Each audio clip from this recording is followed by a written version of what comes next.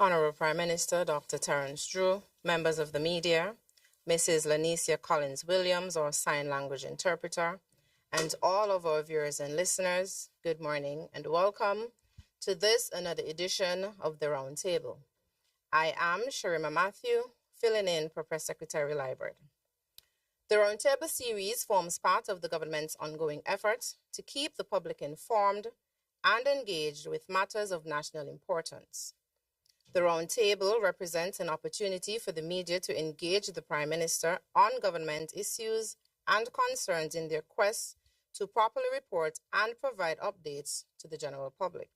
Specifically, we are joined here today by representatives from SKNIS, Kailani Johnson, ZIZ, Devon Cornelius, SKN Source, Ebony Brandon, WinFM, Lorraine Wilkin, and SKN Newsline, Glenn Bart. As is the norm and a sign of respect, kindly ensure that all phones are on silent. At this point, I will turn the mic over to the Honorable Prime Minister to give his opening statement, following which we will open the floor for questions from the media and comments or discussions. Thanks for being here. Thank you very much, Ms. Matthew, for your brief introduction. Let me recognize the press who is here this morning at another roundtable discussion.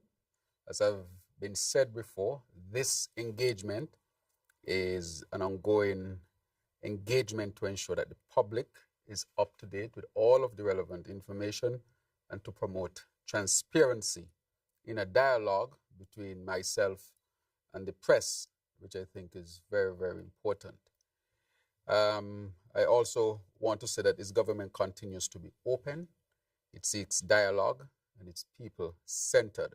That is the only way we believe that governance can be fully maximized to the benefit of our people who are at the center of all of our policies. Let me just update the meeting, and we'll have an opportunity, or the dialogue rather, we'll have an opportunity to ask specific questions in areas that are, of course, of national interest, and I will mention some of them. So once again, I'm happy that we are here again at the round table. Let me just update on CARICOM.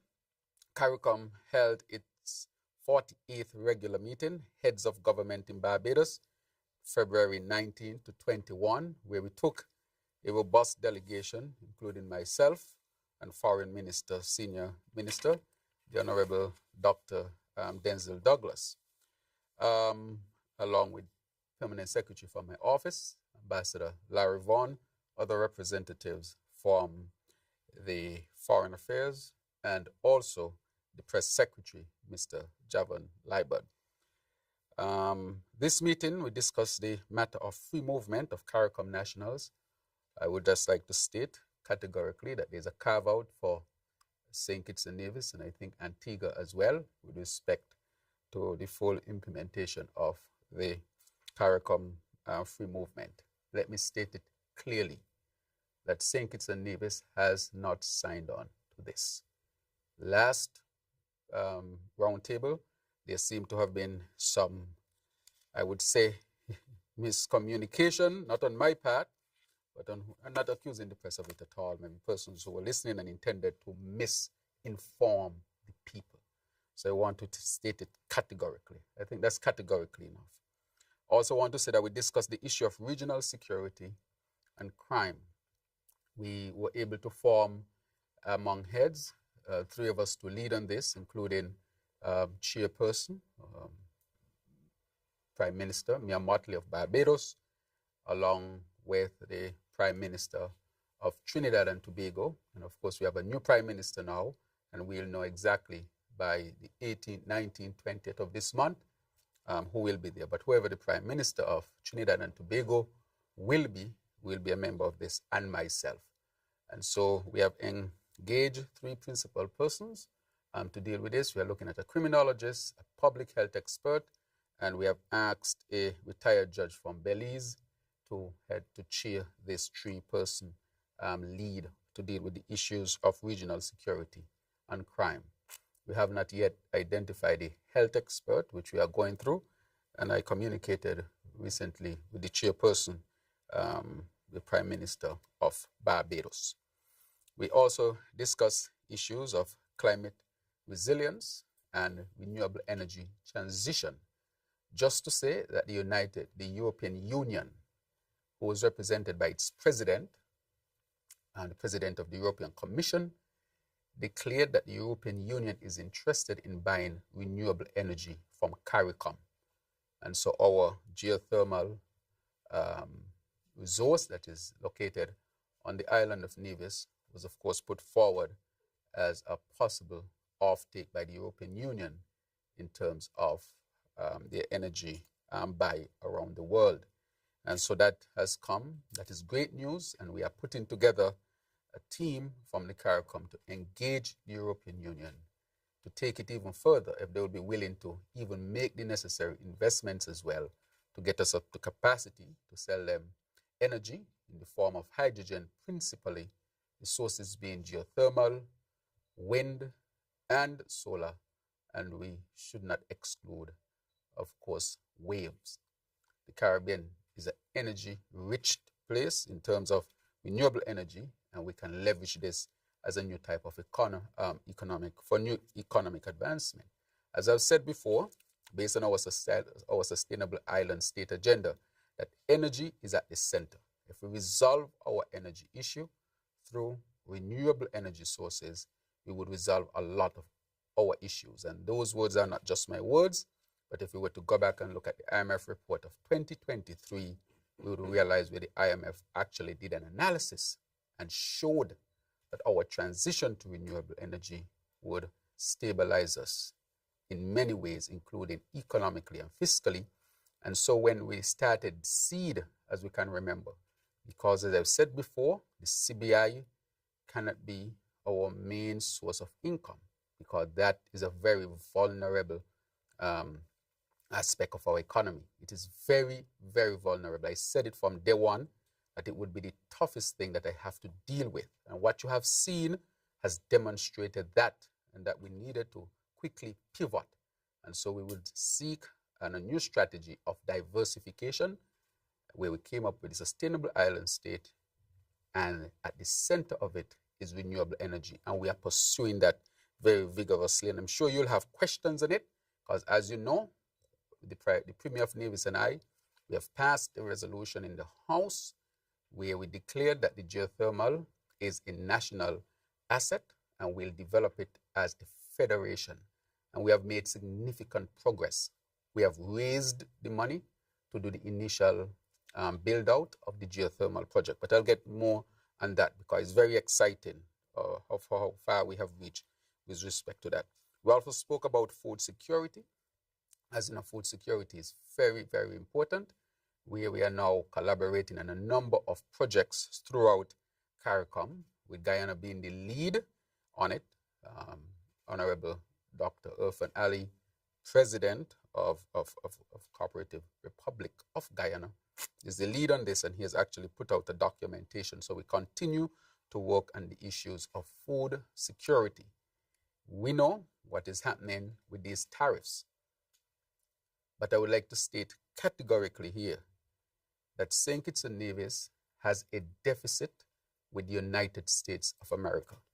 I'll take this opportunity to give you all the numbers, and I will repeat them again sometime later on.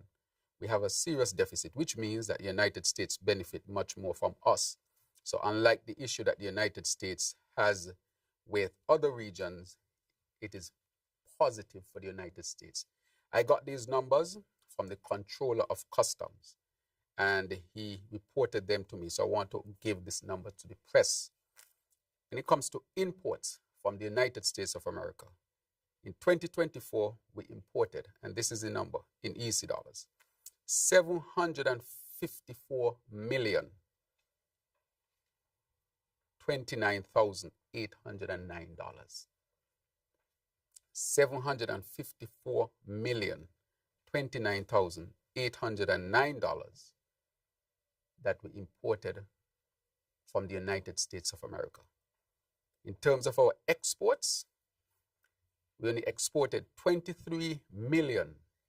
$901,046.15. $23,901,046.15. That deficit, of course, if you were to do the calculation, is almost $750 million. Almost $750 million that we have a deficit with the United States of America. In other words, the United States of America has a surplus in trade when it comes to St. Kitts and Nevis. Across the CARICOM, the number is calculated to be about $54 billion. This is just goods coming through the airport. Services, we'll do another calculation, but I brought that based on what is expected to happen today. The CARICOM, based on calculations, and I received this from our ambassador in the United States of America in a document that she sent, we have a deficit and as a CARICOM of about $54 billion with the United States of America. That's the number that was given to me. So it clearly shows that unlike other regions which have a surplus with the United States in terms of trade, Canada, Mexico, and so forth, we have a deficit.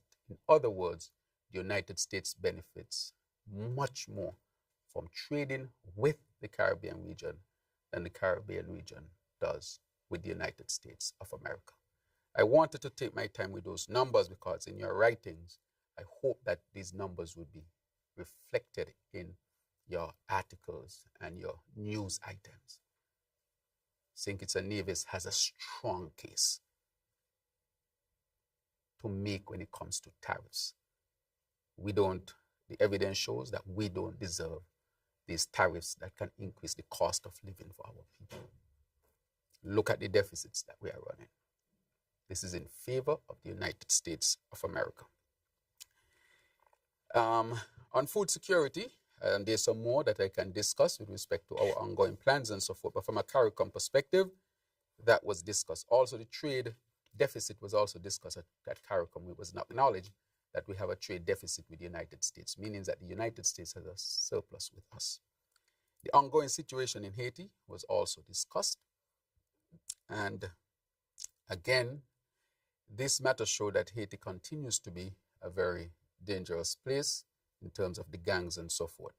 But in discussions with CARICOM and the United States of America, the United States of America is pledging that they would continue to support the stability of Haiti, just by way of report. I also want to say that we, of course, from the OECS level, that for the CARICOM, from the OECS level, the 76th authority meeting, and we saw the session of St. Martin, and this was held between March 18th and the 21st of March.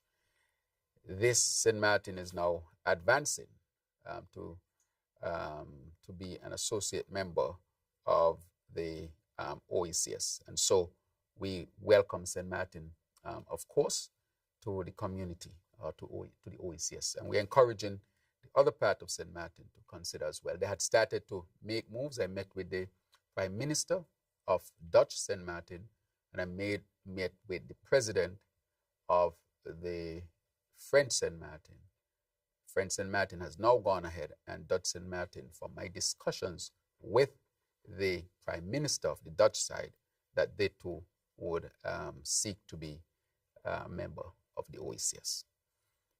Now, we at the OECS meeting discussed economic cooperation, climate change response, health and education collaboration, and regional trade. Basically, a lot of the same topics that CARICOM discussed. But as you know, the OECS is much closer because these are the islands that we are closer to, and I would say that our socio-economic situations are very much parallel. And so we are almost, homogeneous, and so it's easier to implement policies across the OECS sometimes. And so I want to thank the leader of St. Martin and the people of St. Martin for an excellent OECS meeting that we had there.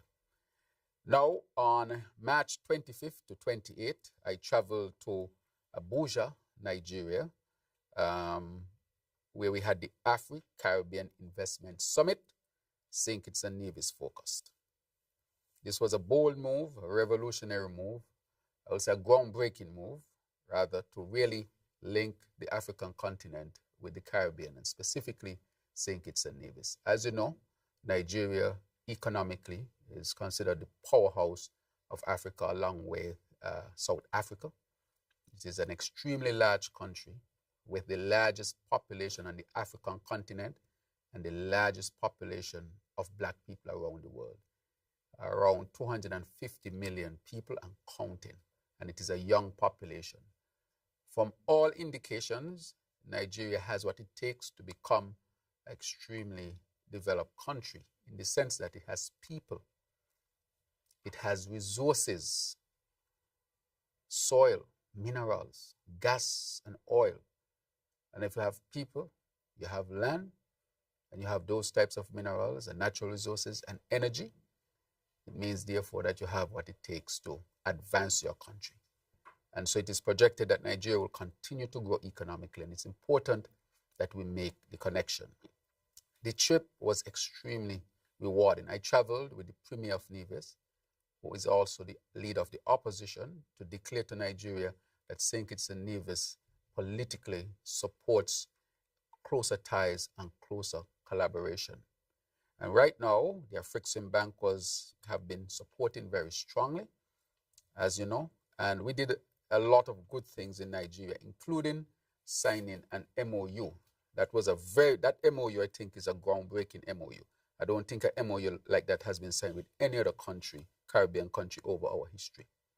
This is a real concrete move to link the Caribbean with the African continent, as we call it, the motherland. You've always heard that we needed to go back to the motherland. The Afreximbank is providing financing, which is a reputable bank, and Nigeria is very open. I met with the president of Nigeria, President Tinubu, and I met with him on his birthday. He said he really wanted to meet with me, and even though it was his birthday, he would meet with me. And we met at the official residence, and we had an extremely good conversation. He is committed to the overall objectives that we seek in terms of more investments in St. Kitts and Nevis, and in terms of trade between not just St. Kitts and Nevis, but the Caribbean and Nigeria. And therefore, he has given his political blessing to that in a joint statement to the press that he and I made in Nigeria on his birthday. And I think it has been circulated. I think I would read a little bit now from what I'm sure you would have seen the report in the Trinidadian newspaper with respect to what we are doing. It had reached regionally because it's so groundbreaking. So if you give me a second, I will access it from my phone right here. And I'll read it for you. Okay, good. And from that Trinidad newspaper, I'll read what it says. And it came from CNC3 Television, Trinidad and Tobago. The St. Kitts Nevis government Friday signed a memorandum of understanding with the Nigeria-based Green Economic Zone, GEZ, Green Economic Zone, Special Economic Zone Management Company for the establishment of a state-of-the-art agro-hub warehouse and logistics center on the Caribbean island, our country. That is what we are seeking. And so in speaking with the president, I told him, well, he was aware of what we are seeking to do, and he has given his blessing for this type of engagement. He has also asked that a special team come to St. Kitts and Nevis, and they will be here in St. Kitts and Nevis for our investment summit. Our investment summit, which is to be held in May.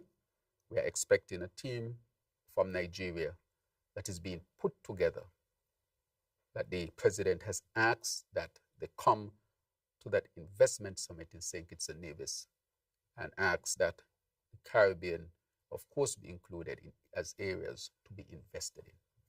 We are seeking to establish what you call the African Caribbean Bridge Corporation, ACAB, the African Caribbean Atlantic Corporation. That's it. The African Caribbean Atlantic Corporation, where we are seeking to move goods directly from the west coast of Africa directly into the Caribbean. And that is why we signed that MOU to develop that hub.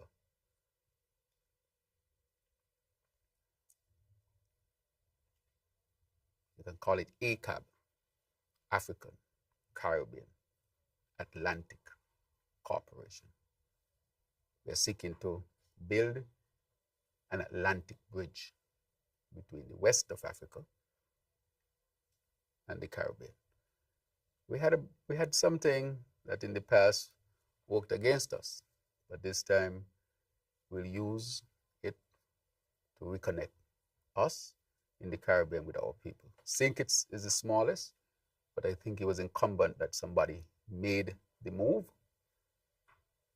and the smallest country in CARICOM met the largest country in the African continent. And so we are establishing this. We expect there would also be movement of oil and gas that is being worked on, that is to come into Trinidad. And so we are working right now to move mainly agricultural products. But our discussion is we don't want things to come one direction. So there will be meetings between the minister and the producers here in St. Kitts and Nevis to get our products ready, because we intend to send to the west of Africa our products here in St. Kitts and Nevis. We have a lot of people who are producing here. We want them to upscale, because Nigeria has a population of 250 million people. If St. Kitts and Nevis were to just cater to 0.05% of that, that is much more than our own population here, and almost any industry here will survive as a result. This is a very, very, I will say, great potential for our people and for our producers here. And we'll continue to push on the Africa Caribbean Atlantic Corporation. We have to do what we have to do as a people to survive. When other leaders in their country do what they have to do, you can't be upset with them. They are doing what they think is right for their country. We must do what we think is right for our country. And so we have to diversify and meet our partners and other partners and create other opportunities for our people.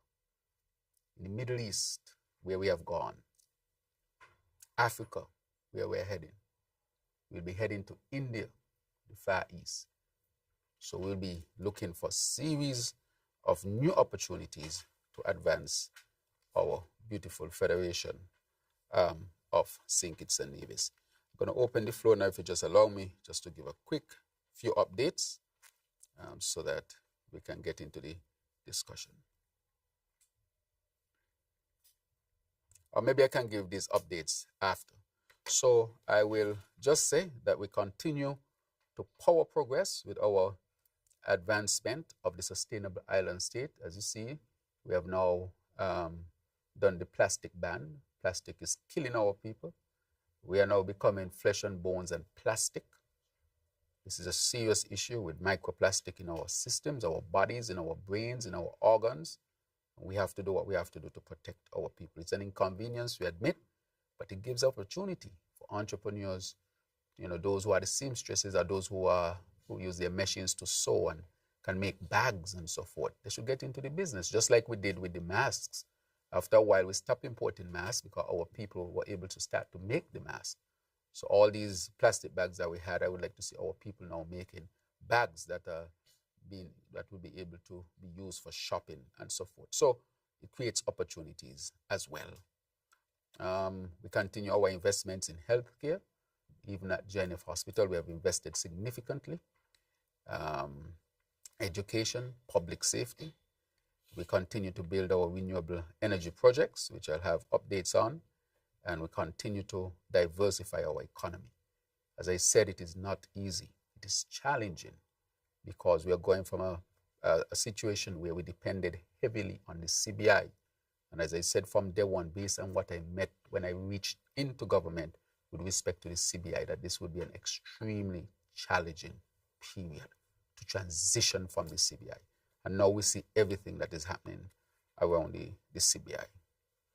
Right, so this administration remains connected and focused on all of our people here in St. Kitts and Nevis. So basically, I will end it there and give you, the press, the opportunity to ask the questions that you want to ask so that we can have a meaningful discussion for the benefit of all of our people. So I turn it over to you, the press. Yes. Thank you, Mr. Prime Minister. So I guess they know the rules already. Yeah, the same rules apply. Go ahead. Thank you, Mr. Prime Minister, You're Madam very much Moderator. I want to start with something that's a little bit apart from where you're going today, and it has to do with something you mentioned in your opening remarks with respect to the fake news, the misinformation.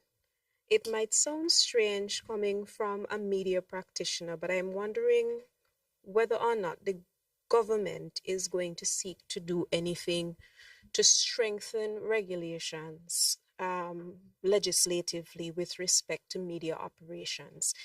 It seems to me that the integrity of legitimate media houses and media practitioners is undermined when we have a lot of online blogs, bloggers, people operating fake profiles, sharing news under the guise of being legitimate media houses. It is certainly, to me, an issue because it undermines the integrity of the information which is provided to the public. And although the public has a responsibility to wade through the information and determine fact from fiction, it is not always easy to do given the way that some of these entities represent themselves. So I am asking if the time has come for a little bit more. For example, Facebook is something that's private. It's operated by Meta, Instagram, but they have taken measures as a private entity to ensure that factual information is declared, information which is sponsored, for example, information which is not factual is fact-checked. There is some fact-checking that goes on. What can we do here to deal with that problem? Because it's a problem to me. The other question I'd like to ask is with respect to the crime and violence situation in St. Kitts and Nevis. I hate bringing it up because I feel like I'm jinxing a positive situation, but I feel it's necessary to say we've not had any homicides since October last year, at least that I am aware of. That's 5 months homicide free. And I checked with the police department. This has not happened since the early 2000s, and perhaps even earlier than that if you were to consider St. Kitts and Nevis together. You are Minister of National Security. What is your position and opinion on this, and what do you credit to this sort of, I don't know if it's success as yet, but something is changed? Thank you very much. Those are two questions, so I see you're abiding by the rules. Yes. So let me tackle the one with the fake news. Fake news has become a global phenomenon, and it has not escaped St. Kitts and Nevis. There are bloggers in St. Kitts and Nevis who portray themselves as legitimate persons. I would like to call on the Media Association to put out a press release to say who are legitimate persons who are registered with that association. Times Caribbean Online, which I call the toilet paper, is a blog, is not news. It is a blog. But our people think it's news. And they're trying to convey to the world that it is news. It is not news. It is fake news. They would not declare themselves. I would like to ask people like Wally Wilkin to declare himself. I'm challenging Wally Wilkin to declare himself. Otherwise, he would have to be declared. If you are basically saying that you are giving real news, why are you hiding? In St. Kitts and Nevis, I see people, St. Kitts and Nevis is a free place, you know. And I think people are taking advantage of the freedom of, not taking advantage of people like Wally. They are misusing and abusing the freedom that they have to speak freely, which I encourage, because this government will never ever seek to censure people. That is not the goal. But at the same time, there must be standards. You must say to people that if you are going to portray that you are giving news, declare who you are, and your news must be in order. It has nothing to do with whether it's supposed to the government or not, because in a democracy, people are going to speak their minds, and if you don't agree with a government policy, then you have a right to criticize a government policy.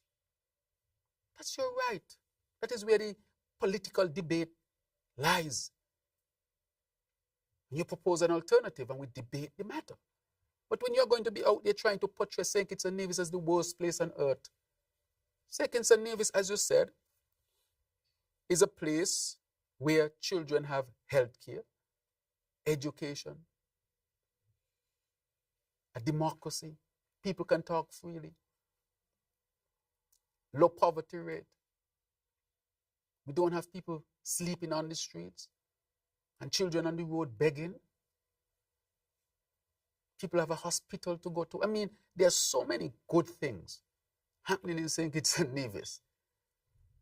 But when you look at the fake blog that they have called Times Caribbean, trying to portray St. Kitts as the worst place, even if you don't like the government, why are you portraying your country like that?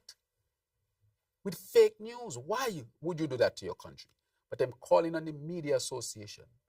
And I think that the government should write to the Media Association and say who the members are. And the government should also ask the Media Association, is Times Caribbean registered with you? So that the people of St. Kitts and Nevis can have the truth of who they are. Because they're trying to portray us as worse. So yes, I think that there should be some measures taken. We will take measures, but we don't want any measures to impede people's right to express themselves. That is why I have been looking at it closely, because I don't even want it to be hinted that we are trying to curtail what people say and don't say. I don't want that type of government to ever exist in St. Kitts and Nevis. It's existed before, and I don't want it to exist again. This is a democracy. However, I want to say today that I will be suing two people. One should get their first suit today. I will not call the name yet because I want to see if my lawyer has sent it. So there will be two who will be sued. One today and the next one tomorrow. I'll put it on my Facebook when the suit would have been delivered.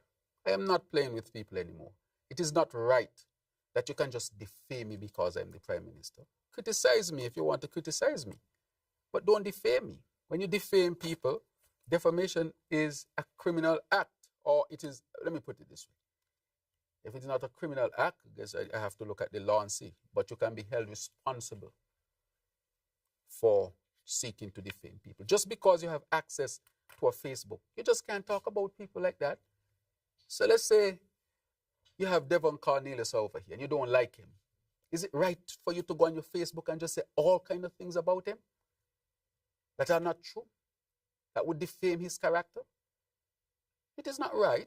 No citizen of St. Kitts and Nevis should go through that. I'm not going to make examples of them.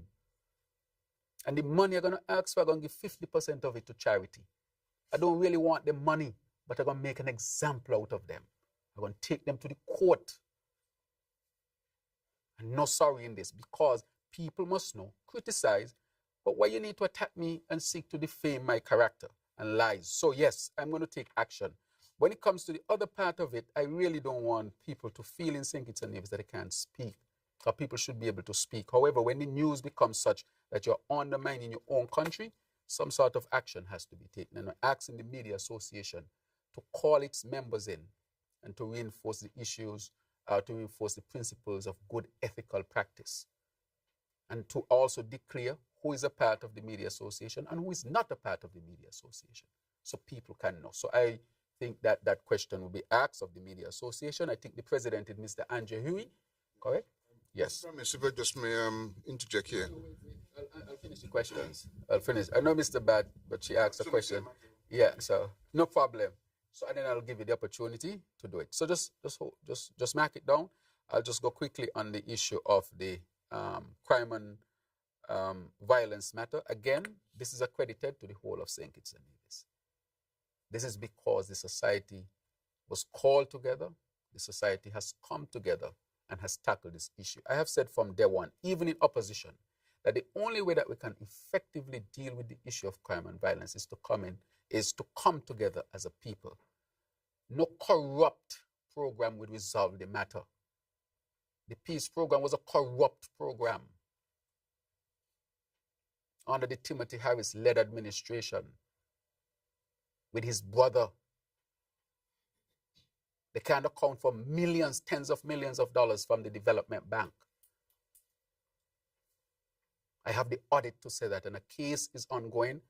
And I spoke to the lawyers yesterday that are trying to delay the case. They called the case, We did not sue them, They sued the government and trying all sorts of tactics to delay the case because they don't want the case to be heard. They had a day and a next day for disclosure, and they asked for an extra day. Well, the extra day was yesterday. So I hope once they get the extra day, they are satisfied because the people of St. Kitts and Nevis deserve to hear this case. I said to the people of St. Kitts, we don't have to be corrupt. Corruption leads to what's happening in Haiti, what's happening in Jamaica over the many years, what's happening in El Salvador. You cannot pay for peace. I've always held that. We need programs to help people genuinely. But money was embezzled from the Development Bank in the name of the peace program, where most of that money went to politicians and their cronies and not the people who were on the program. Hundreds of millions of dollars. The SIDF had hundreds of millions of dollars, near $500 million, and the country was never told once where that money went to. Don't you all ask these questions at the other press conference? Ask these questions. Where's the $500 million? How come you didn't tell us that the SIDF had hundreds of millions of dollars? Where is that money? Let them, the press has, just like how you all come here to hold me accountable, you must hold them accountable as well. They need to be held accountable. Where is the money? And there's somebody talking on radio, and they used to take the money out in a plastic bag. I'm going to reveal that at the right time, because the case is ongoing. They used to come out the bank with money in a plastic bag. That is what they're upset about. That is why every Wednesday they go on a radio show. Have them on tape, have them recorded. I have not revealed those things. People are too bold sometimes. If you know you're wrong, take wrong and try to be quiet now. You're wrong and still making a lot of noise. But I'm simply saying, with respect to all of that, that the St. Kitts and Nevis should learn us a lesson. That when we come together, I talk to the Premier of Nevis as the leader of the opposition. I say we're going to take crime off the table for, this type of partisan political discussion. Let us come together as a people. I asked Pam, and I want to thank Pam for coming forward. I asked PLP, they hesitated. You remember they missed the first meeting, and he said, the leader of PLP said he did not get the email. We put the email in the press. And he said he doesn't use that email, but that is your official email that you say you use. And then showed up for the second meeting. We have to come together and be honest about it. I used to ask for us to be called to the table when I was in opposition and never got the call. I would have been happy to go to the table to discuss the issue of crime and violence, because putting in a corrupt system would only lead St. Kitts down a rabbit hole of almost total destruction, where you put people in a position to take over the country, instead of helping people genuinely and through programs that can really help people to get a real second chance, and a third chance if required. And so I want to attribute the success to the whole of St. Kitts and Nevis. I want to thank all the political parties for coming together. I want to thank the Christian community, the sporting community. I want to thank all the different ministries. I want to thank the youth. I want to thank Elevate. I want to thank, of course, it is premised on the strategy that we brought forward, that I had been espousing for some time, dealing with crime and violence from a public health perspective. And I want to thank Dr. Isben Williams, going to being the keynote speaker in Trinidad when it was being launched. But it just so happened, because this is my area, I have studied this, and so I understand it maybe a little bit more as a leader, just because of my profession, nothing special.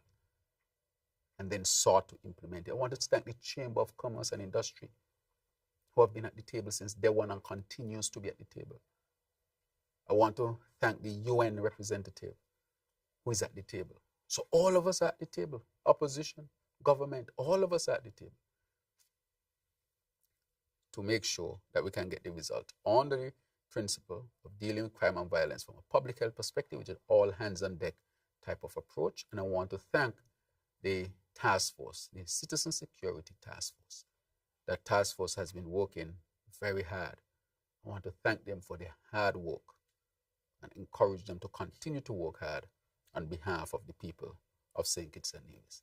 And if we continue to do that, we'll develop a very peaceful place, a very peaceful country. And that is what we should want, irrespective of your political affiliation. You should want a peaceful country. Imagine there are people out there just waiting for homicide to happen. Just waiting to say, you see, even though you have some of the best results you have had in the last 20-something years, even if one were to happen here or there, you'll still have the best results in the last 20-something years. But people are waiting to spread bad news about St. Kitts and Nevis. I want to say to the people of St. Kitts and Nevis, cherish your country. Work hard for the development and advancement of your country. We don't have to agree on everything, but there are some things that we must agree on. And peace and a peaceful country must be one of those things. And so I want to thank the law enforcement, Commissioner Sutton and his team. They have been working extremely hard. I want to thank Acting Commander Sutton of the Defense Force. They have been working extremely hard. The judicial system, all, even the leadership at His Majesty's prison, as it is now, those who lead Elevate, and the participants themselves of Elevate, and the young people of St. Kitts and Nevis who are saying, we want a different reality. We can have the reality that we desire to have if we decide to work together as a people. So I want this issue of crime and violence, which people thought was an impossible situation to do, that in a short time working together, look at the results that we have had. Even when they had the peace program, the results now, they would not have been seen since 20-something years ago. So it means that we are onto something. So let us continue to build it and wish it well and put all resources behind it. Because at the end of the day, we don't want to walk down the road cool and calm. We don't want to be able to send the child down the road knowing that the child can come back. We don't want to know they can walk home. Who does not want that? We all want that. So let us work. I encourage all of us to continue to work to keep St. Kitts and Nevis. So I'm extremely proud of this result. And I said when I went to CARICOM, I said from day one, if you go back and listen to me, this is a scientifically proven approach. I said it will work. I have no doubt in my mind that it would work. But do we have the political will to implement it? And do we have the drive as a people to implement it? It will work. It will always work because it's scientifically proven. I know it will work. I happen to be an area that I have studied as a professional. And therefore, we know what will work. And therefore, we should continue to use this approach and better it and improve it and work it and modify it and tweak it where we have to make sure that we continue to see the results that we want as a people. So I want to encourage our people to become a peaceful people, a loving people, a caring people, that we can have political differences, but we are not going to compromise a peaceful and beautiful St. Kitts and Nevis. I think we can all agree to that. Thank you very much. Mr. Glenn Batt. Glenn Batt from SK Newsline. I just want to make a quick comment on the matter that was raised in fake news. And I speak in the capacity of being the first vice president of the Media Association of St. Kitts and Nevis. Right. And just this morning, in the last couple of days, actually, we have been aware of a publication that has been going around, which is fake news, AI generated. And I just want to say that, in terms of, we will have a statement coming out soon. Yes. But in terms of membership, I just want to say categorically that entities that are not properly registered in the Federation, legally registered, cannot access membership in the association. Thank you. So a particular publication that you've mentioned is definitely not part of the Media Association. Not part of the Media Association. Right. Thank you very much. So you're saying that Times Caribbean and SKN Times are not part of the Media Association. That's correct. Correct. Thank you very much, and I hope that all of our people would have heard that. Okay. Now, just to go on to my question, just to say that I'm glad to hear and see that the relationship between Africa and the Caribbean is actually growing. Something that I've always believed in, and better later than never. Right? So I'm very happy. But I just want some clarification, though. Yes. With regards to the Green Economic Zone arrangement and the state-of-the-art logistic warehouse for St. Kitts, and then the African Caribbean Atlantic Corporation, can you just define what each of those are going to be doing, so that we're kind of clear as to what each component is involved in? Right. Thank you very much. So with respect with the hub is going to be built on St. Kitts and Nevis, and it's to receive, for example, goods and services, goods really from Western Africa that will come into this hub. And then from this hub, we can distribute throughout the Caribbean. And then what we want to do is to collect from St. Kitts and Nevis and the Caribbean in terms of goods to go back to West Africa. So that hub is a logistics, so it arranges, of course, the logistics of movement, and it's a hub where you can have receive and send. So that is what we signed. And the minister with responsibility for agriculture, cooperatives, and so forth, the Honorable Samuel Duggins, he signed it directly with this zone. And so in terms of the corporation that I'm speaking about, that is what we are proposing that it be called, but is a corporation already. Corporation meaning is not a corporation in the sense, it is the relationship, or working together rather. So corporation in that means working together, not a co-op, but a corporation, right? The cooperation between, or the working together between these two areas. That is what we want to term it. So the logistical hub is to make sure that we can move things. We had already calculated that to move things from West Africa to the Caribbean is about 15 days to get across. The Atlantic, that route is well known. We know what it was used for before. It was used to move slaves. But we are saying it is a bridge between Africa and the Caribbean that we're going to use to get our people back together again in a very cooperative way so that we can help each other in terms of our socio-economic development. And that bridge is well established for centuries. That had been used. They used to use these wooden boats from Europe across the Atlantic. Why can't we use modern ships now to move goods from Western Africa into the Caribbean and Caribbean? Africa has over 1 billion people. That is a market. If the Caribbean were to just get 1% of that market, we'll be able to sell everything that we have. 1% of 1 billion. Those of you who know a little more maths than me, you understand how many millions I'm talking about. If you get 5% of that, you can develop so many industries meeting the needs of the African continent across what we'll call the Atlantic Bridge. So we'll work to it. I'm happy that President Tinubu was able to say we'll work. The Afrexim Bank, we will work. It will take hard work. It's a bold move, but it's a necessary move. So that is where we are with it. So in that sense, that is what it means. Right, my next question then. Some weeks ago, this famous list of countries included, I think it's 4 Eastern Caribbean countries that were involved in the CBI programs, appeared, and the claim is that there could be, depending on what happens down the line, travel bans imposed by the United States administration.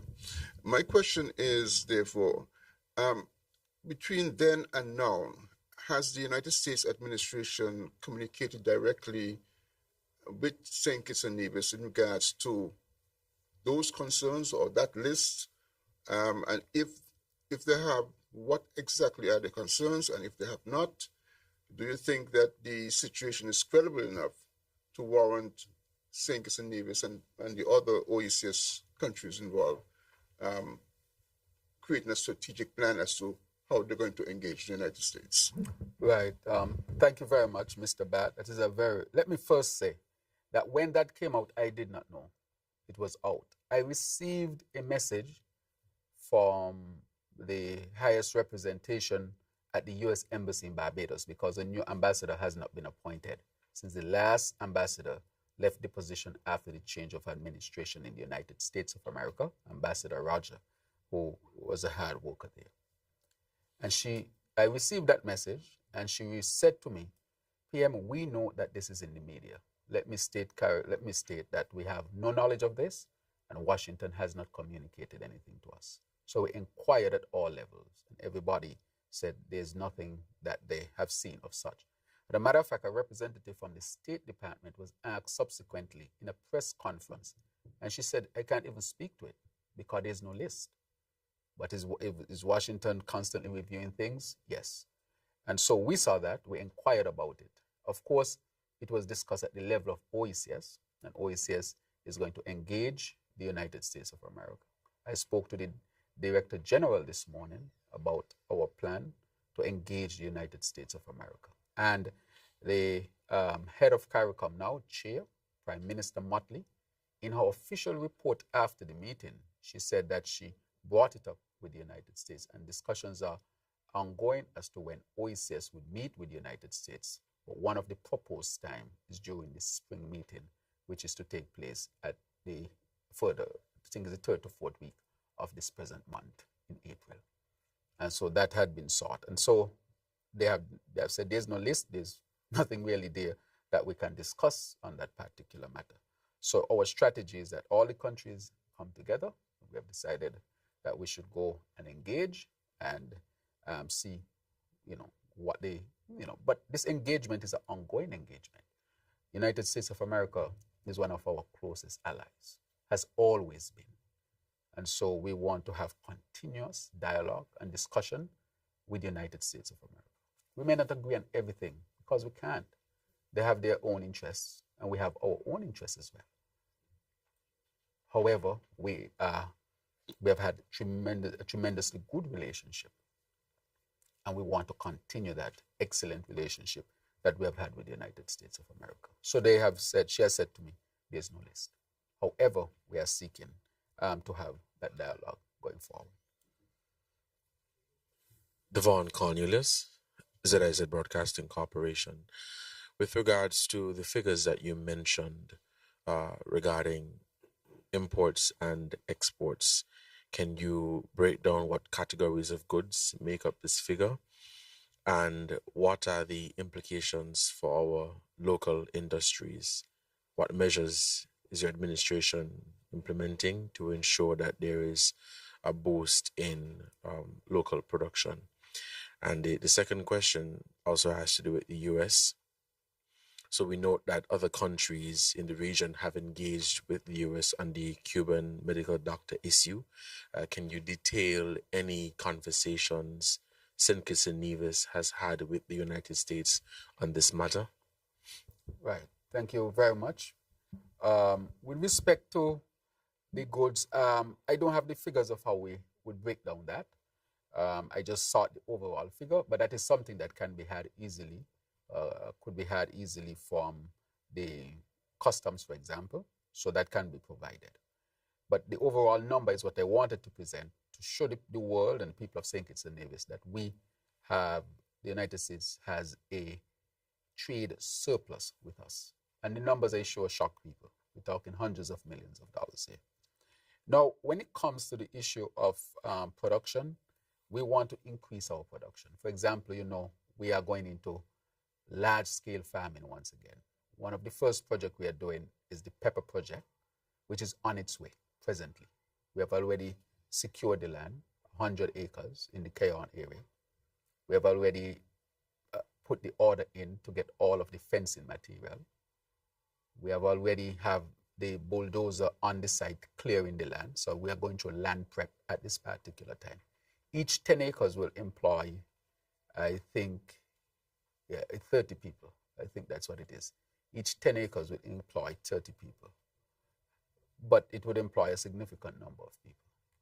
I can say that to you. And if each 10 acres employ 30 people, you multiply 30 by 10, that's 300 people, correct? What we want to do is the land that is growing guinea grass in St. Kitts. We know what guinea grass is. We want to stop grow guinea grass and grow food for our food security. We want to put that 100 acres under production. That will be a large-scale undertaking from the government that had not been seen since the closing of the sugar industry in 2005. We intend to farm hundreds of acres of land. So we're going to start with the first 100 acres. So it'll be a combination of our pepper project plus other food types that we'll be doing. I want to, of course, say today that we did the first trial with the Tabasco pepper project, and it was extremely successful. The trees grew tremendously well, and they are producing well. We know that we have good soil. God has blessed us with good soil. And it was demonstrated once again with this project. So right now we are clearing that 100 acres of land in Keon, and you all should have the opportunity to go and see it. I'm going to go and see it on Friday, and I think the Minister of Education, the Honorable Samuel Duggins, has been working very hard. And so I think he will visit there and give an update. Maybe he and I might visit the land area and give an update to the country as to where that. I say all of that, that is one of our moves to include production. As you know, that product will go back to the United States of America. So that will be an export for us. So based on the criteria that is being sought to put tariffs on country, we really should not fit into that. We should not fit into that. The United States exports significant amount, and we order a lot of things from the United States of America in the hundreds of millions. And we only export about 10 million. And we need to improve that. And I think that that was said by the United States of America as well. So we are working on that. So just to let you know that that is one of the areas that we'll be definitely working on as well. How can we get more products to the United States of America as we are trade with them, trade also with the western part of Africa, so that we can have multiple routes of trade. And so we don't have all of our eggs in one basket. Diversification is important. With respect to the Cuban medical matter, I had put out a statement. And my statement was a measured statement to answer the question being asked. Is St. Kitts and Nevis violating labor laws when it comes to the Cuban doctors? As you know, we are signatories at the United Nations level when it comes to human trafficking and practicing good labor, having good labor practices. We are part of ILO, the International Labor Organization, that deals with the rights of workers. My party is the St. Kitts Nevis Labour Party. We ushered in St. Kitts and Nevis the idea of rights of workers. That is what the labor movement was all about, or is all about. And so we would not seek to violate that with anybody or any country. And so when it comes to our relationship with Cuba and the Cuban medical doctors, who we are so grateful for, the nurses, they have helped us tremendously and continue to help us tremendously. And we must be grateful as a country for their tremendous contribution. They have saved many lives and continue to save lives.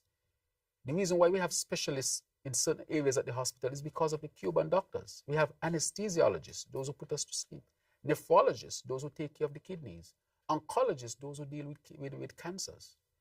We had urologists who deals with prostate. We have a prostate doctor at the hospital, yes, because we realized people couldn't afford it.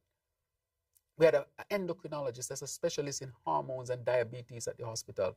I'm wondering if people know that. We have a neurologist that's a doctor at the hospital who deals with the brain. We have a radiologist that's a doctor who reads the x-rays and CT scans and so forth, and who will soon be reading our MRIs when our MRI center is opened this year.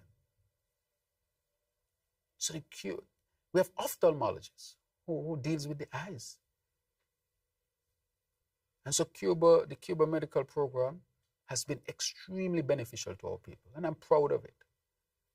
But the question was asked, is there violation or violations of labor laws? And there's none. We contract the Cuban doctors directly. We pay the Cuban doctors directly. Before the Cuban doctors come, they have to go through an interview process. And we determine which one would come. So the Cuban government cannot choose who to come to St. Kitts and Nevis. We say who are available, and we do the interview, and then we choose. Then they sign a contract. The contract is signed between the doctor and the Ministry of Health. It is not signed between Cuba and the government. The doctors sign their own contract. And what is in the contract is what any other health professional gets when they sign a contract with St. Kitts and Nevis. So they get the same remuneration as our own specialists here. The same benefits they get, including their vacation time and the travel. They can open their bank accounts here. And so we are making sure that the Cuban doctors who come here, that they can benefit from all of the good labor practices that we have in St. Kitts and Nevis. And so in my statement, I think I made that abundantly clear. If a question is asked that is a legitimate concern, I think it is incumbent upon us to answer it legitimately. And so we are proud of our program with Cuba, and the Cuba medical program continues to benefit our people here in St. Kitts and Nevis. Let me go on to say that many of our people have studied in Cuba. I myself studied medicine in Cuba. And Cuba is seeking always to see how can we have people come to Cuba to study in the areas that we have to send doctors for, so we don't have to send any doctors. That is how transparent and open and genuine Cuba is with it. We can give you a spot to have a specialist in brain, in kidneys, in prostate, and so forth. So you will have your own people trained in these specialized areas, and Cuba would not have to be sending specialists to you. And so we've had a number of persons who have gone to Cuba to study, such as Dr. Joyette Woodley, who is the first head of surgery in St. Kitts, first female head of surgery in St. Kitts and Nevis. Dr. Davine Wilkin, who is the medical chief of staff. And I think she might be, I'm not sure, could be the first female medical chief of staff. And if you look across the health sector, a lot of our people who went to Cuba to study who are actually keeping up the health system here in St. Kitts and Nevis. And so in a real sense, the Cuban medical program has been a good program for our people, and I'm immensely grateful for it, and the program will continue to serve our people. And there are no labor laws that are violated. They have their rights like any other worker here in St. Kitts and Nevis. But it was important that we answer that question based on what was asked, and that is what my statement sought to do. And so if you listened to the discussion in Jamaica and Guyana, that's CARICOM position, because I think almost all of our countries have the same arrangement. And so there is no violation of labor laws when it comes to employing Cuban doctors in St. Kitts and Nevis. Good morning to all. I'm Kyleone Johnson, SKNIS. Allow me to pivot back to the Nigeria trip. As you mentioned, Nigeria is one of the largest economies on the African continent. Were there any particular sector or sectors in Nigeria that you believe offer the most promise for investment in St. Kitts and Nevis?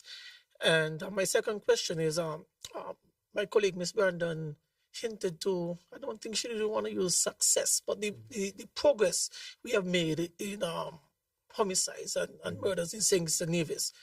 But the troubling issue that continues is accidents, very deadly accidents, very serious accidents. Some comments I've seen is that the government needs to do more. Recently, legislation was passed to offer stiffer penalties, enact stiffer penalties. So my question is it as much as that the government has to do more, or is it the people themselves have to be more responsible? Good. Thank you very much. I'll answer the last question first. When it comes to the accidents, people have to be more responsible. And I want to ask our people to be more responsible. We have, I think, the highest number of vehicles on the road ever in St. Kitts and Nevis. So we have a sudden increase in the amount of vehicles. There can be an increase in accidents as well. We have a lot of young people also who are getting their license as well. And so we have to make sure that our roads are safe, but our people have to take responsibility and just follow the laws. There's no place in St. Kitts that is far. And you see people flashing here and there. And you ask, what is all of this about? Not only that, we have good roads. The part of the highway we have just done, the St. Peter's Road we have done, and if you look at the main road in St. Kitts and Nevis, it's in very good condition. And so people drive too fast. And that is the main problem of people driving too fast. And lack of jockey and attention.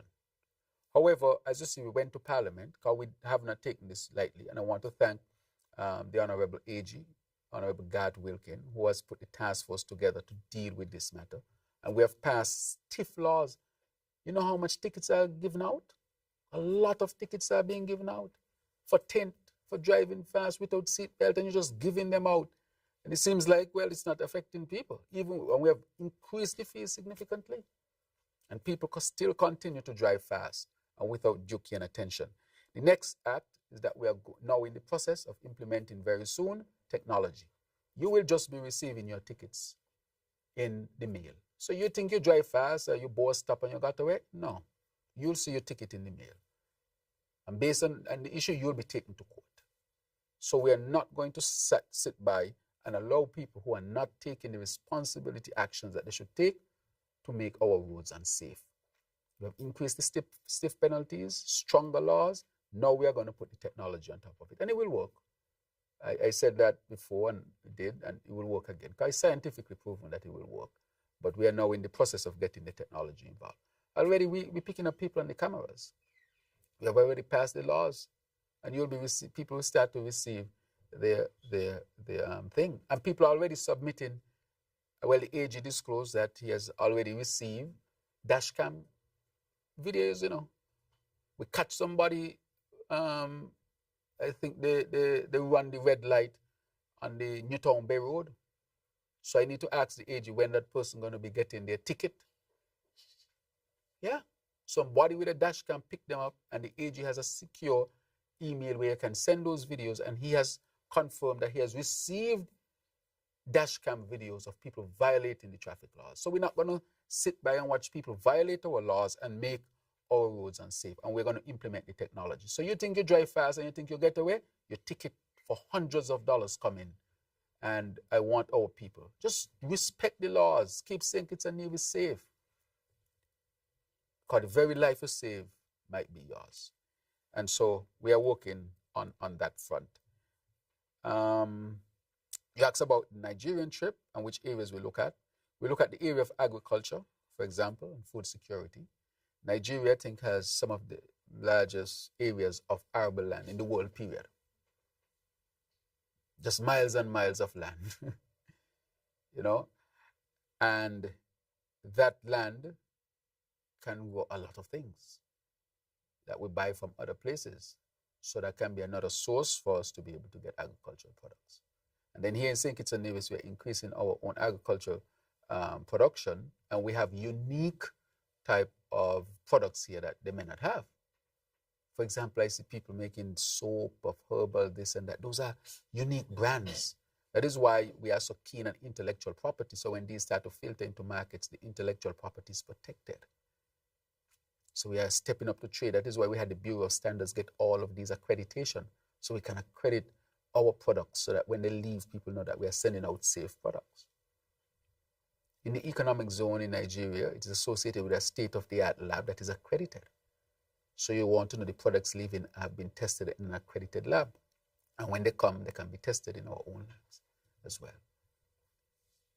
So that is important. So the agricultural products, the area of energy, that is what we are looking at as well. The area of tourism is another area that we are looking at. We look at also the creative economy. As you know, Nigeria has Nollywood, correct? And I met with some Nollywood stars while I was there as well.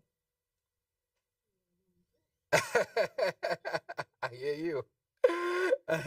And the Nollywood stars, they're doing a lot of work, and we want to bring a team over here because we have our unique story to tell that the African continent needs to hear as well. And what they want to do is to help us to develop our own actors and actresses, our own people, behind the camera and in front of the camera. They have a lot of experience. They have a whole industry over there, and they have 250 million plus people, over 1 billion people on the African continent.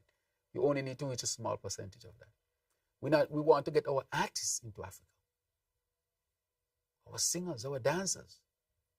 I spoke with the president of the Senate, who before carried a choral group to Africa, and I'm discussing with him that we want to send more of our people and perform at concerts and so forth. You have 1 billion people you can perform for.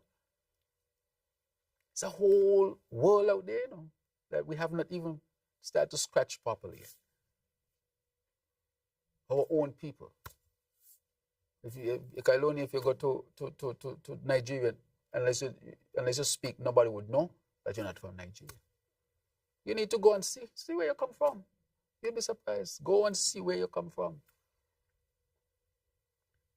It's interesting over there. And so these are areas, so even the creative economy. I can say the Honorable Minister Samuel Duggins will speak to you tomorrow, but he signed a memorandum of understanding with the royalty of the Warri area of Nigeria.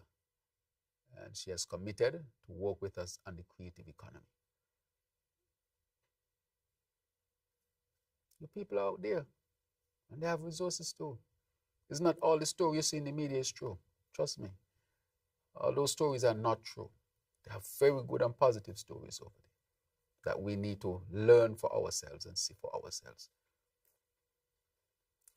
And then, therefore, we want to open up that market to our people here in St. Kitts and Nevis, and we will continue to push on it very, very aggressively.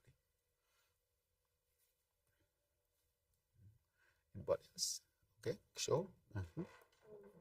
Prime Minister, I heard Yes. earlier when you said that you spoke about the deficit with the USA. Mm-hmm. But given this strange way in which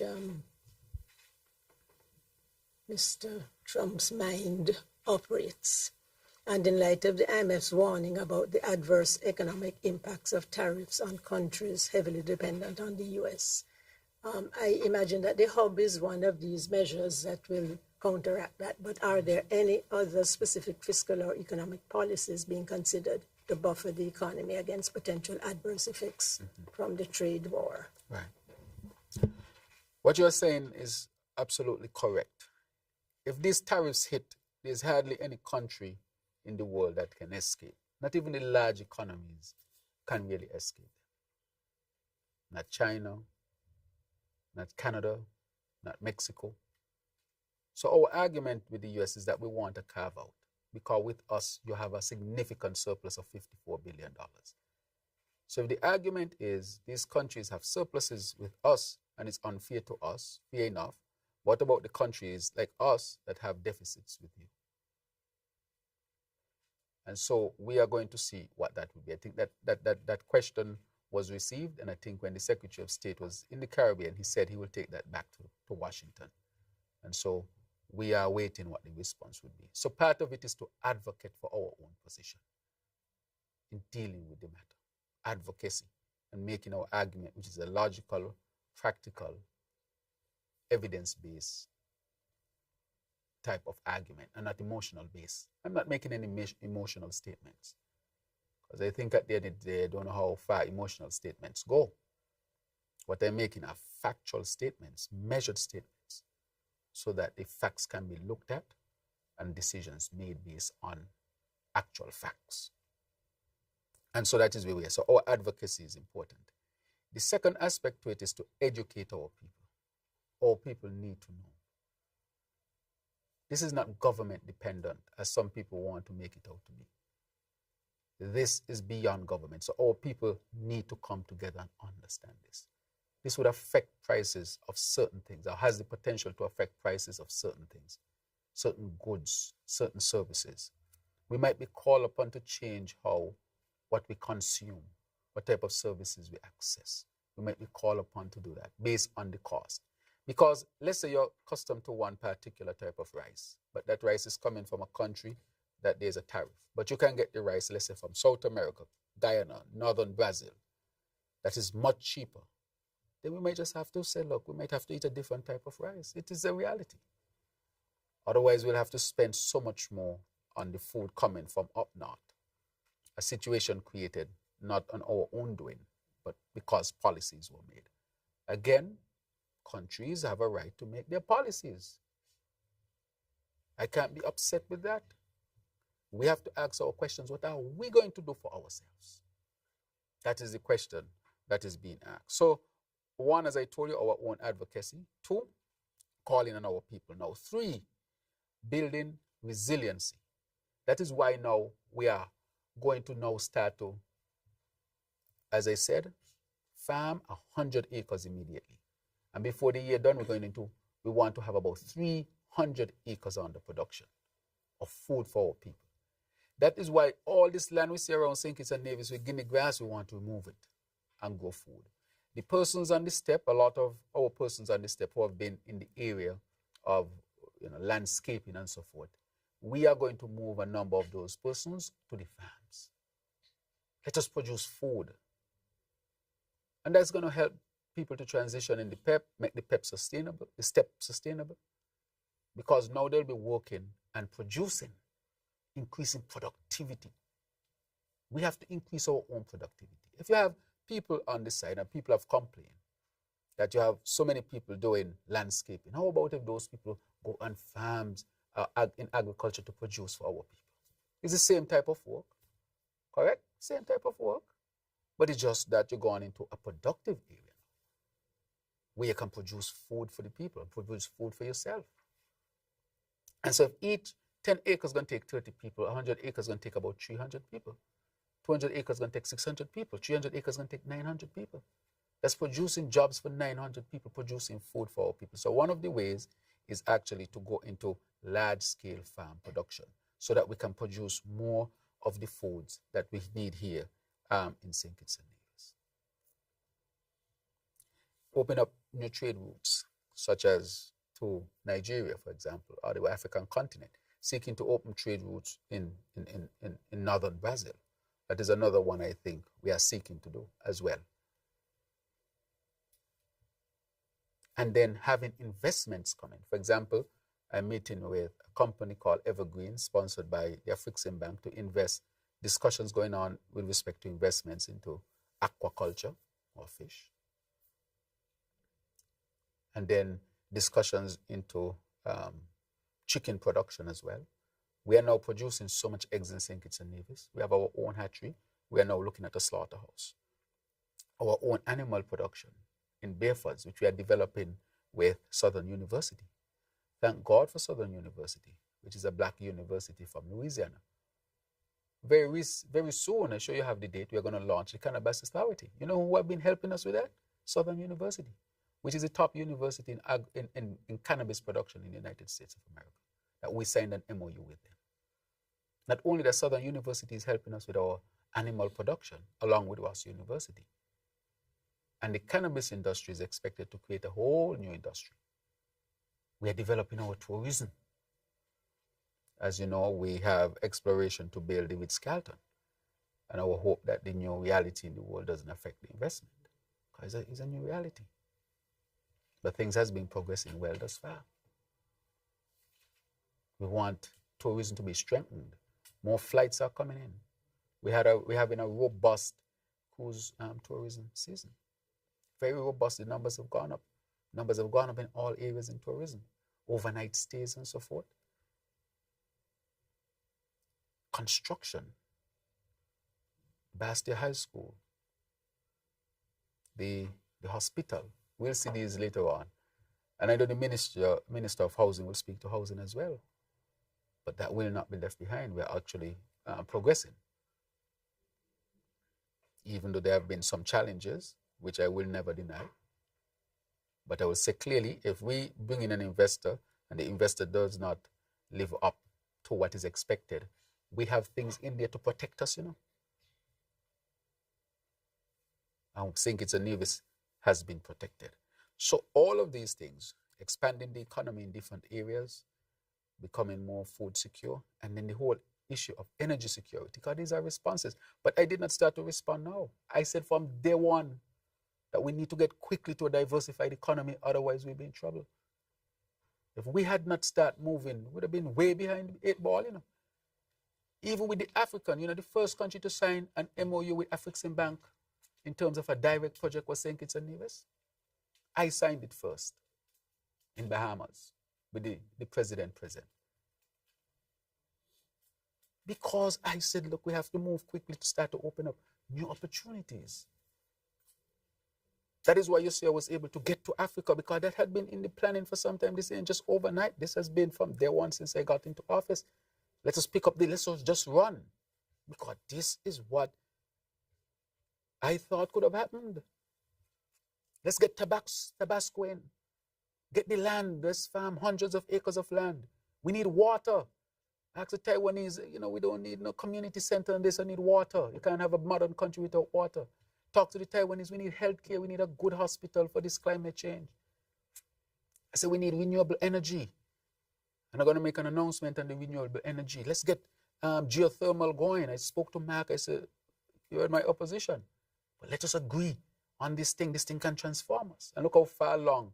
We reach a point that has never, ever been reached in our history with respect to geothermal. And we are going to open up the bids document in May. The Green Climate Fund was here.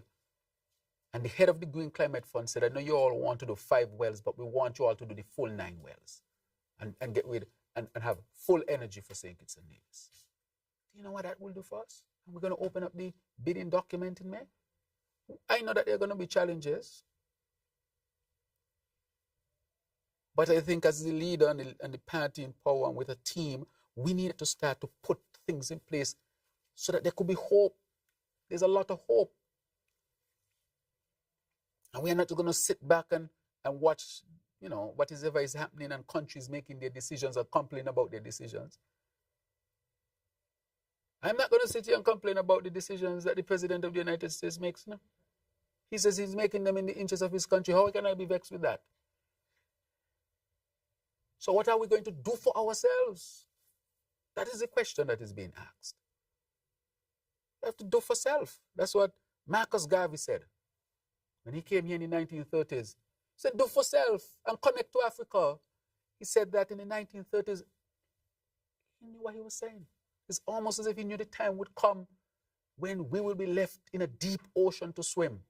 And if we don't reconnect with our people, we'll have no hope. So this is not a new concept or a new idea. It's just that we have to heed it and build it out. Self-reliance, do for self. Because he who thinks he is responsible for you to eat will always believe that he controls you or she controls you, or whoever the entity is.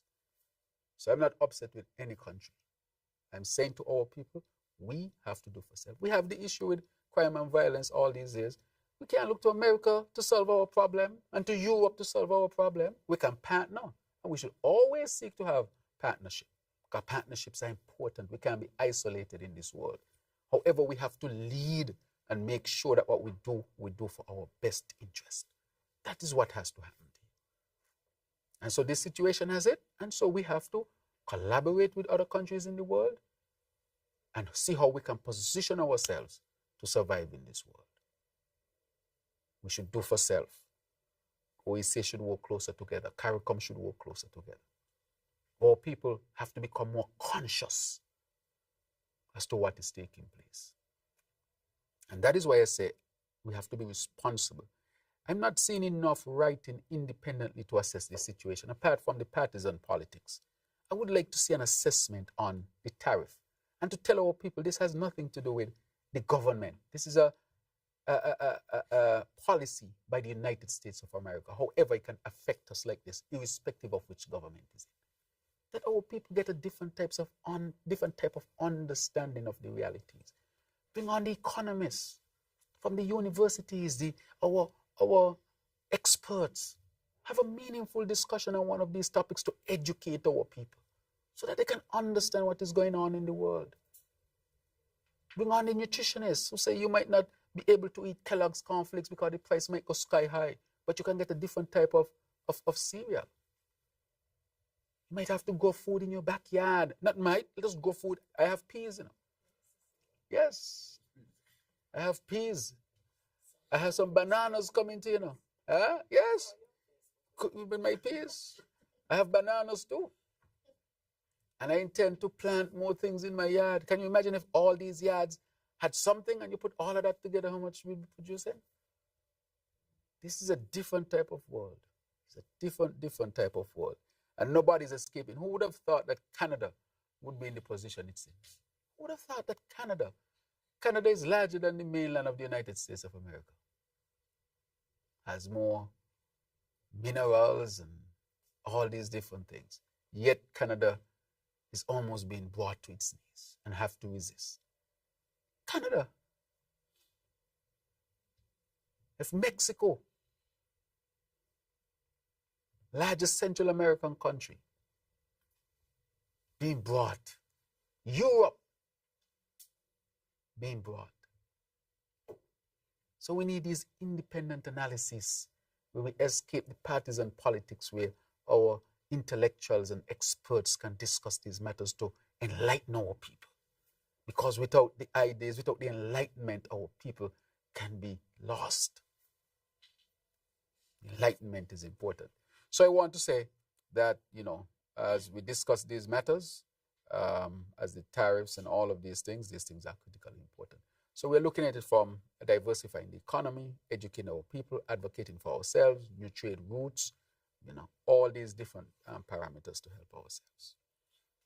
Mr. Prime Minister, I hear what you have been saying with regards to dialogue that needs to be done and the actual facts that we are in a trade deficit with the United States. There's a school of thought, however, and we have been seeing the conversation kind of playing out on various channels on YouTube, where it is believed that the United States might have a long-range goal about the relationship with the Caribbean, to make the Caribbean a lot more dependent than it is now on them and on the US dollar. And so they're saying that the tariffs that are beginning to be implemented, I think is from today, could eventually put pressure on the Eastern Caribbean currency, in which we are forced to devalue the currency against the US dollar. We're talking about very high inflation and a whole range of other things that are associated that create an environment that is not in favor of the small island states, and create a situation where the United States now has financial or fiscal control of the region and ties it in with the US economy. Has that been a consideration of the Monetary Council or the Eastern Caribbean Central Bank's strategy or review mechanisms? Right. So in the last Monetary Council, a number of things were discussed with respect to what the implications and impact could be. Those ideas, those thoughts that are developing, in some quarters, and every thought needs to be, of course, examined as well.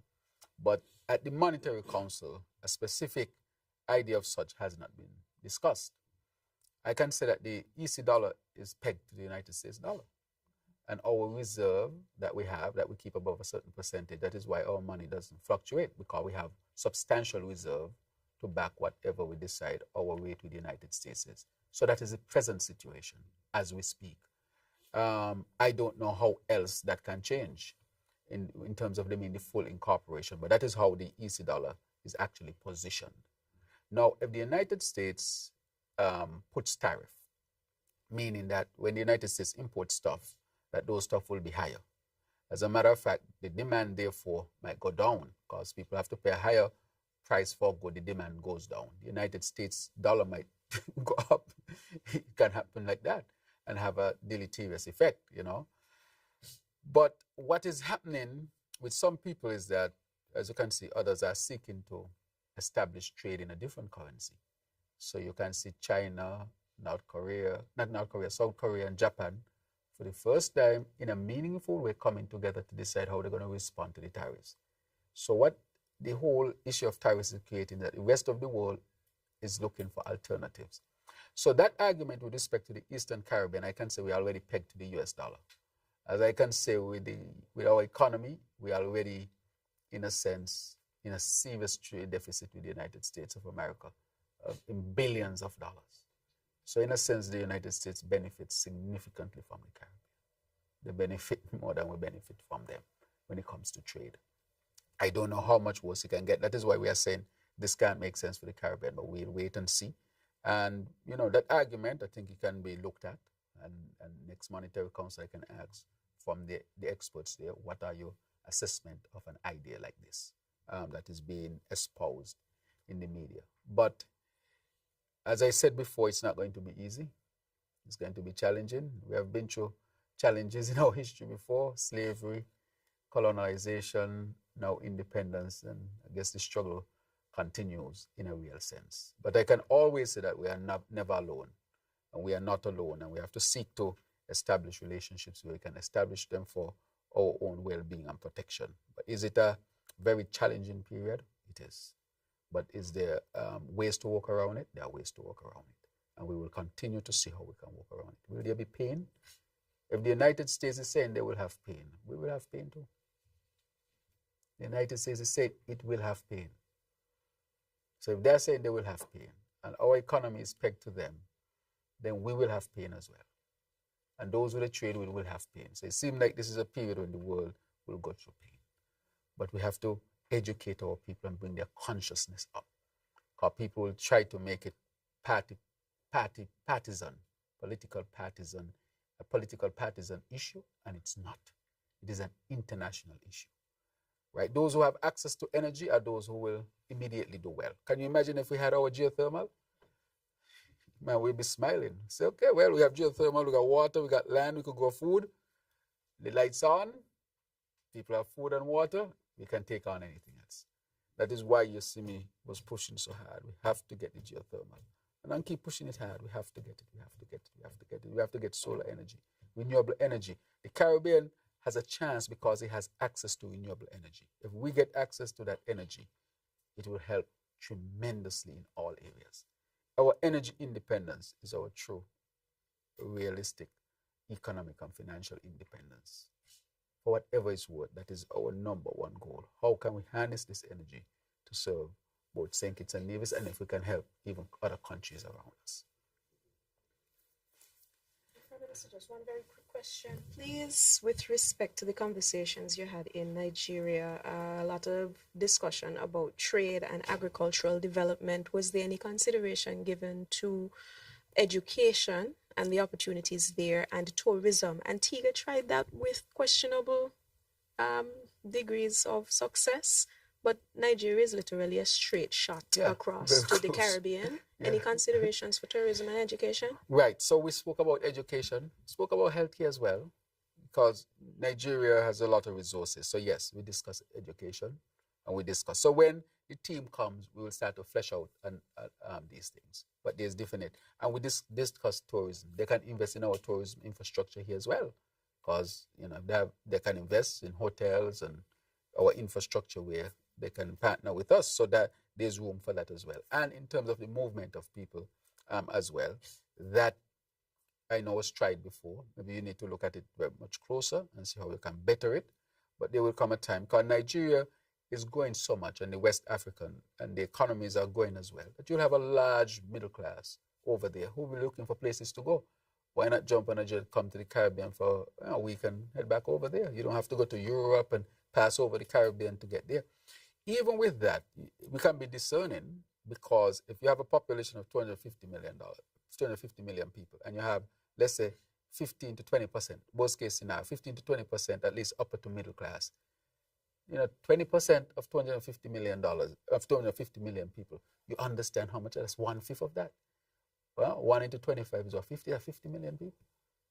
So 50 million people have disposable income to travel. You don't want to tap into that. So if 2 million of them can come to the region, that's a significant boost in our tourism. So we have to cater as well. So yes, that was discussed as well, especially on the behalf of the Premier.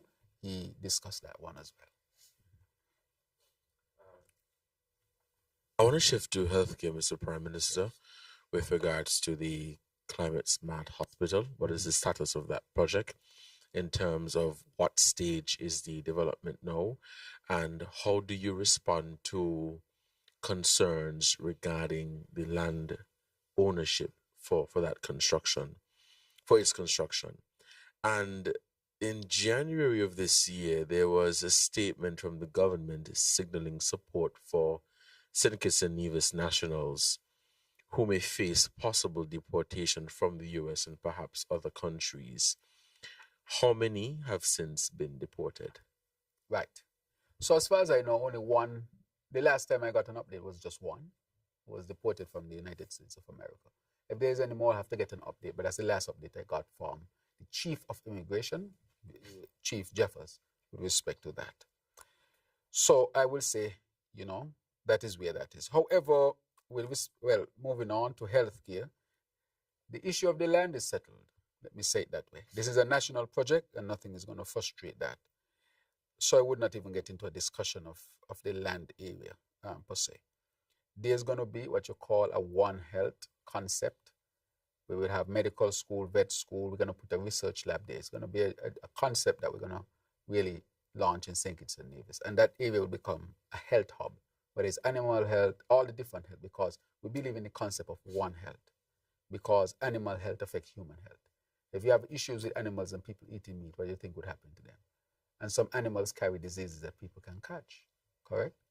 If you have plant health can affect human health. And human health can affect the environment, which can affect animals and plant. We're really one. Animal, plant, environment, we're just one. And so that we want to promote the concept of One Health. But let me tell you what I've gotten. I've gotten the schematics of the hospital that are finalized. So we expect construction to start within the first half of this year. That is what we're on track for. It's a major project, and of course, major projects they take a lot of planning and so forth. So I'm pleased with where we are, and so I'm going to get an official update. I got the official document for the schematics. I'm going to get the official update tomorrow, as it is laid out for me, just for me to be updated. Of course, we have done already. So we are very advanced in this project, and we're going to continue to pursue this project, as you can see, because it's important to have a healthcare facility that is up to standard, that is modern for our people. So we are going extremely well. And I want to thank the Republic of China Taiwan for their significant contribution to St. Kitts and Nevis in the construction of this hospital that we are going to have here. While I'm talking about it, let me talk about LAMAT, Lesser Antilles Medical Assistance Program. It is a joint effort between the United States Southern Command, the Air Force, the medical doctors, with Taiwan, with St. Kitts and Nevis. And so the doctors, the healthcare professionals are here. They're doing ear testing. So they have tested hundreds of people. They're at the hospital, in the emergency room, in every area of the hospital, basically they are. And today is a health fair that will be had at the Newtown Health Center today and tomorrow. So I encourage people to go to Newtown Health Center today and tomorrow to be part of that health fair and to get the excellent care that they're offering. And so I wanted to say that and thank the United States government, thank the Air Force as well, the Southern Command, for leveraging this excellent program which we want to grow. And we also want to thank the Republic of China Taiwan for making available resources and their own medical staff or healthcare professionals to come into St. Kitts and Nevis and offer that to our people and to our own people here in St. Kitts and Nevis. The Ministry of Health that has been working extremely hard to make sure that this goes well. From all indications, it is well received and our people are benefiting tremendously. So I want to say thanks to the United States government, thanks to the Taiwan's government, and thanks to the government of St. Kitts and Nevis to work collaboratively to bring healthcare to our people here in St. Kitts and Nevis. Yes. Right. When was that person deported, and what support has been given to them since Right. then. So some people, that person was deported and came back to their family, basically. So they were able to come back to their family. That's one. And secondly, the last time that I got, and they would update me each time we get somebody from the United States, and that person I think came back in January. January and February. We just had one person who came back. Okay, my final two questions, Mr. Prime Minister. As you mentioned earlier, you're one of the lead for a CARICOM, basically a committee on crime and violence. Yes. Do you intend to advance the public health aspect that you have basically introduced and brought to St. Kitts and Nevis, and which has been so successful? Do you intend to advance this approach as part of this committee for the wider Caribbean vision? And finally, for me, today's World Autism Day. Would you care to give any word of support to persons affected by this, children and their family, their support structure on this very important day? Yes. Thank you very much. I intend, of course, I've been espousing it at the level of CARICOM and the OACS, dealing with crime and violence from crime and violence from a public health perspective. Not only that, the RSS will be having its regional meeting here, which will start, I think, is on Thursday, correct? And I'll be handing over to St. Lucia, Prime Minister of St. Lucia. And in that meeting, we'll have a presentation from St. Kitts and Nevis, or by St. Kitts and Nevis, with respect to our approach to crime and violence. So yes, we'll take it to the regional level and show what we have been doing here. Because it's a space where best practices can be adopted as such. So yes, we will do that. So we will take it. As a matter of fact, I think I mentioned before that I've asked for a public health experts to be a part of that 3-person team to lead on it in the region. So yes. On World Autism Day, I want to say to the parents and even to those who might be autistic that, this issue of autism, we are taking it very seriously.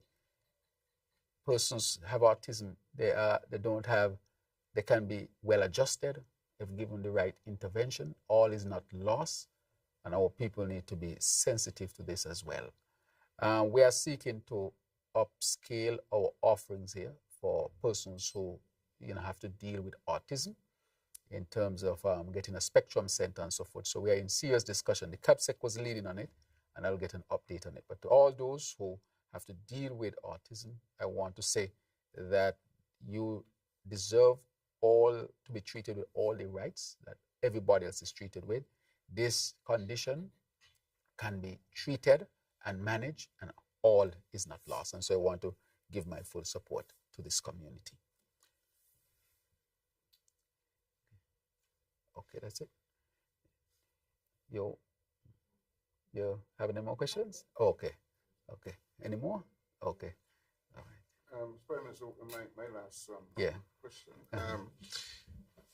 Can you say if there is a resurgence of HIV/AIDS taking place in the Federation? And if so, is there any new strategy that has to be employed to combat this, or is it under control in a way? All right. Thank you very much for that. We have seen 1 or 2 cases, I think, in the younger population.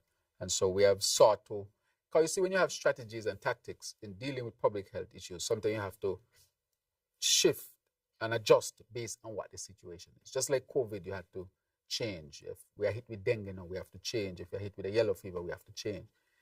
Foot and mouth disease, you have to shift. So we have shifted in our technology, strategy, our tactics rather, to deal with it. So if you see, we have been out there much more at the school level, doing more testing and so forth in specific demographics to make sure that we continue to deal with it.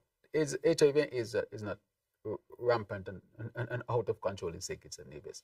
But we are so sensitive and we are so open with the data that anytime there's a little spike anywhere, anything that we don't like to see, we are going to call attention to it and we are going to act aggressively. So there is no out of control of this. However, I want to say to our people that HIV/AIDS is still real. Some people are taking it too lightly sometimes and say it has become a chronic disease because of the good medications and so forth. Asking people to safe practices still. Condoms should still be used. abstinence is still an option. And therefore, our people will have to take responsibility. But education helps. And so we have really increased our strategy, our outings in terms of meeting the community, in terms of testing and so forth. And you'll see that being done robustly. But not just for HIV/AIDS, but for preventative medicine in general. Our people, we need as a people, all of us need to take better care of ourselves. We need to eat better. We need to exercise. Eating better sometimes means just cutting portion sizes. It means, having a better balanced diet. We know what we need to do. It means cutting out the sugar. We eat too much sugar, we eat too much salt. And these are not necessary. You need to cut back on these things and get a little bit of exercise. Go out the road a little bit, 15 minutes this way and 15. You ain't need no fancy exercise, you need a gym. Put on some shoes and you walk 15 minutes from your house and you walk back 15 minutes. And that's enough. You walk a little brisk. And that's enough, man or woman. That's enough. And if you think you're boring, get a partner to walk with you. They walk down the road 15 minutes and come back 15 minutes and you're done for the day. You need a lot of fancy foot up. If you like the fancy thing, you can do that. But you don't need the fancy thing. All you need to do is walk fast. Walk fast, go, and walk fast, come. 15 minutes on, 15 minutes, come back, and you're done. You're done. You'll be surprised. And a matter of fact, one of the most effective exercises is walking. Walking is very effective. There's hardly any exercise better than that. Some might say swimming, but we are not, you're not born to swim. You have to learn how to swim. But you're born to walk. 15 minutes go, 15 minutes come. And you're done for the day. You'll sleep better, your stress level will go down, your blood pressure will go down, your sugar will go down. Your whole health situation will improve and you'll live longer and healthier. So I want to promote that. Just give me half an hour for most days of the week. 15 minutes go, 15 minutes come. Even when you're walking, you could talk. You don't got to notice. So I ain't in the fancy shoes neither. Walk down the road and walk back up. Right? And that is all we're asking for. But we have to take good care of ourselves, and that is part of our responsibility. Thank you. So I would allow you to make your closing remarks. Yes, there are some things that I want to just highlight very quickly that I made some note of.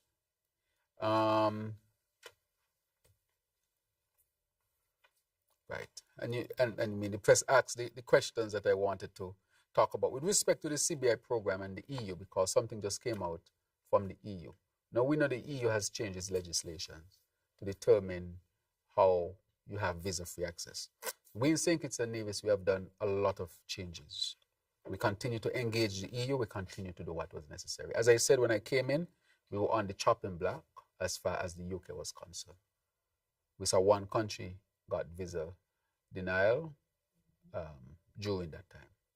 We did a lot of changes and proved to them that we were willing to upgrade and change, and we did not lose our visa-free access. However, we cannot dictate what another country does or another region does, but we will do all that we can do to protect whatever relationship we have with the EU. And so we'll continue to work to strengthen our CBI program. Right now, we are setting up a regional regulatory body that I had asked for. I'm happy that all of us are on board in terms of the countries to make sure that the regional regulatory body can regulate all of the CBI programs and build more confidence and engender more confidence in our international partners. But St. Kitts and Nevis has done a lot of work when it comes to our CBI to strengthen it, make it more transparent, and make it less risky to our international partners as they might perceive it. But we continue to work, and we'll continue to engage, and we'll continue to try our best to preserve our relationships with our international partners. So I wanted to touch on that. Sometimes just having a CBI program, the CBI had become our number one revenue earner. And that is why I said we were in a very dangerous position. Because at the same time, we are seeking to make sure we do what we do to preserve our visa. We have to make sure that we balance that everything with. But one does not go against the other. Because the CBI is not about visa access. It's about investments. We are not doing this for visa access. It's about investments. And so we want to prove to the Europeans and so forth that this is about investments, not visa access. That is a different question. That is our good relations where our people can travel to and fro without impediment. But the CBI I want to say today is about investments, not visa access. We denounce any advertisement out there about visa access. We want this to be about investments and advancing St. Kitts and Nevis. We denounce anyone out there who is seeking to undersell our program.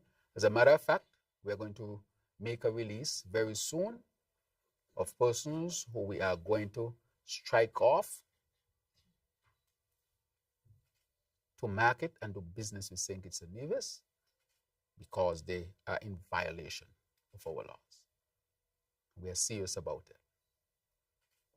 We want to say to people to make sure that you follow the laws. If you don't follow the laws, we'll have to take measures, which you'll see today. So we're going to do everything to fight to protect our country and our CBI program. The other matter I want to speak to our young people. We have a lot of scholarships. We're asking our young people to diverse places around the world. Go to the Ministry of Education and ask about scholarships. Take up the scholarships. I am begging for these scholarships so that you can get